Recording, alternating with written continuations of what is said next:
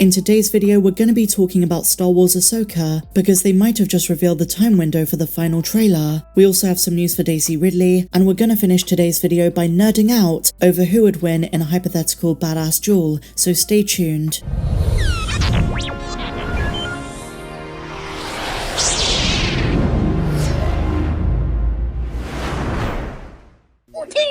A surprise to be sure, but a welcome one. We've been talking quite a lot on the channel, even as recently as yesterday, about when we're getting the final trailer for Ahsoka, and Lucasfilm may have just given it away, or so we think. I'm going to break down the specifics in just a moment, but here is the gist. A special look at Star Wars Ahsoka is going to be shown at the 2023 Essence Festival of Culture, and that's going to be in New Orleans. This takes place between June 29th, so in a couple of days, and July the 3rd, so very soon. So what is it going to be? The primary consensus among Star Wars fans is this is going to be the final trailer, the big one, the one that really demonstrates what we can expect in the show after having had 2 teasers, but others are convinced it's going to be more like a behind the scenes, very similar to what they did for other shows. They might do the same thing. This might be something of a behind the scenes showcase, interviews with Rosario Dawson and Dave Filoni, Natasha Liu Bordizzo, some of the directors, in preparation for and in anticipation of a final trailer sometime before August, sometime in late July, maybe literally a month before. Others believe that just like what we got on Dave Filoni's birthday with that little short video called Begin, this might be another teaser, but this time extended. And this brings up a big question,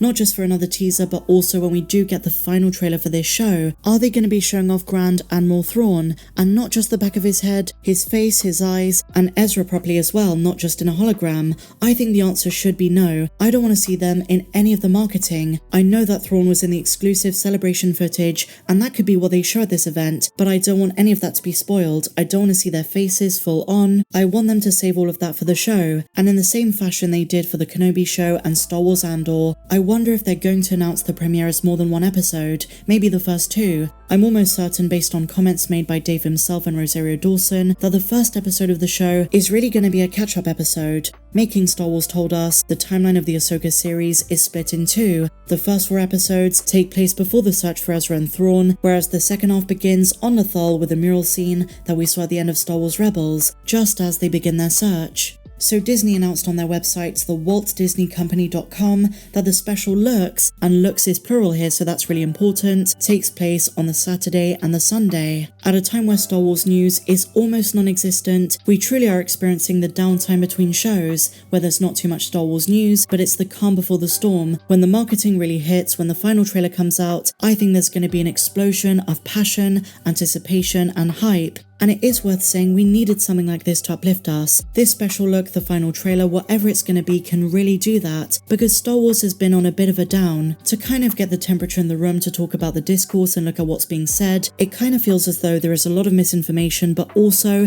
fans are a bit worried about what's coming up. I think generally fans are hyped for Ahsoka, but in terms of the Acolyte and other shows as well. So hopefully this is our ray of sunshine, because once the Ahsoka show is out, as always, I will be doing full episode breakdowns. There'll be so much more to talk about in terms of actual content, not just the stuff behind the scenes, not just drama and all of that kind of thing, not just rumors and speculation, but full substance, the story, theories, lore. We really miss it after Mando. I try to keep things positive. Some might say with some things I'm too optimistic, but I love Star Wars, I want it to succeed, and for me the Ahsoka show, along with Andor Season 2, from what I've heard, are going to really get fans on board.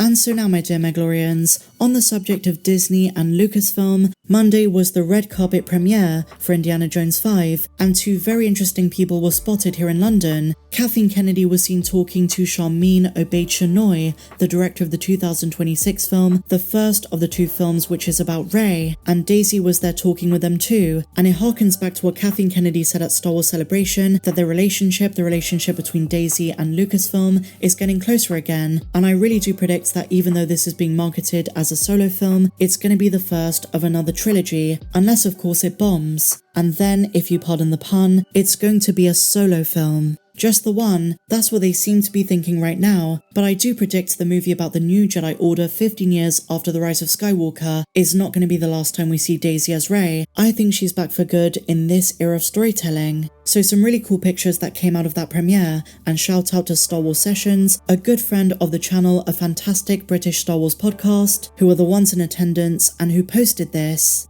And so finally, my dear friends, I put forward a question to you in the community tab, as I often do, but this one was very different. It was a very tough question, a hypothetical lightsaber duel, which I genuinely did not know what the outcome of this poll was going to be, but I was happily surprised. The right answer, in my opinion, won, and I want to break it down. So I asked you guys, who would win in a duel? Episode 3 Anakin, so Anakin at the height of his power before becoming Darth Vader, in Revenge of the Sith, so therefore no limitations in terms of the suit. We're assuming this is before Mustafar. Fully powered Anakin at his height, not Darth Vader, and that's really important, versus Luke Skywalker, but not canon Luke, heir to the Empire Luke, so Timothy Zahn's idea of what Luke was like after the events of the original trilogy. It's a fascinating hypothetical matchup, and there is not too much of a clear answer, and it's very much circumstantial. Every outcome's going to be different depending on the environment, depending on certain factors, fortes, weaknesses, that kind of thing. So you can make a very good argument either way,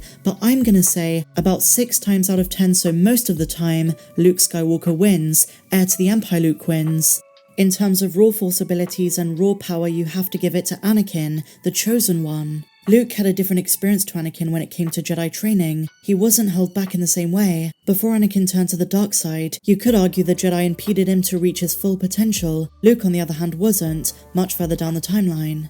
In case you haven't read Zahn's original Thrawn trilogy, heir to the Empire Luke is ridiculous. He's got absurd force abilities. As if it's nothing, Luke is shown to have abilities that we haven't seen in canon as well. Ones they even say in the books were better than Darth Vader. On the other hand, Anakin was formidable, proficient, and strong in his combat skills, so there would be some scenarios where I can see Anakin winning, but generally speaking, in Heir to the Empire, Luke is seen to be one of the best Jedi who ever lived in terms of skill. And it's important to note that by the time of the New Republic, by the time of Heir in Star Wars Legends, he's like twice as powerful as he was in Return of the Jedi. He's honed in his skills, he developed new abilities. Ones, as I say, are portrayed as surpassing those of his father. So considering these factors, on the face of it, it's reasonable to assume that Luke from Heir to the Empire would win, or at the very least have a better chance of winning against Anakin from Revenge of the Sith. Luke's increased experience, further training, and potential growth using force abilities which, as I say, were really overpowered. There's a reason this translated so well in comic adaptations, because Luke was super OP. And I must reiterate, I'm not talking about Return of the Jedi Luke. There are so many similarities, but Heir to the Empire is much different. Even in the sequences where he trains Leia, he really shows how things that are so difficult for her, a very good Force user, are so much easier for him. But there are strategies and scenarios where Anakin wins. But share your thoughts on this in the comments down below. Who do you think wins and why? Also be sure to leave a comment about the Ahsoka news. What do you think we're going to get at this event? Is it going to be the final trailer or something else? If you enjoyed this video, please be sure to give me a big fat thumbs up, subscribe if you're new, and I'll see you in the next one. May the Force be with you, always.